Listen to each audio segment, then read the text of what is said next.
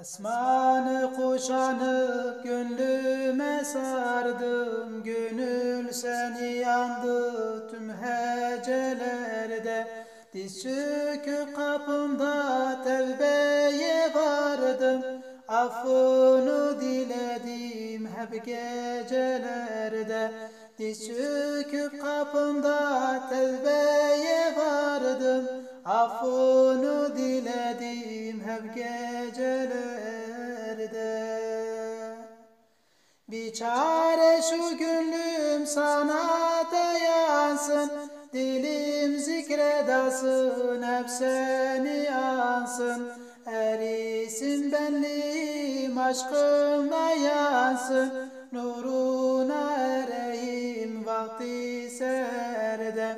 Bir çare şu gönlüm sana dayansın, dilim zikredasın, hep seni ansın.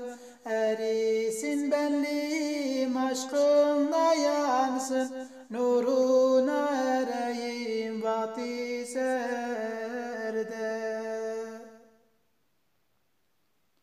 Sana mevcun veren varlığım özüm, azameti nedir beyatım sözüm.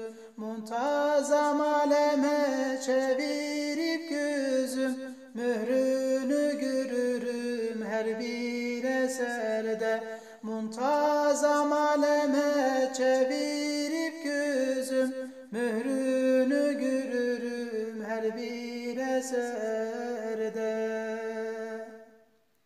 Umudumu yalnız bağladım sana, ibadet tattım namazım sana. Aciz bir kulunu muhtacım sana, sen beni bırakma sonsuz kederde. Umudumu yalnız bağladım sana, ibadet tattım namazım sana. Aciz bir kulunu muhtacım sana, sen beni bırakma sonsuz keder.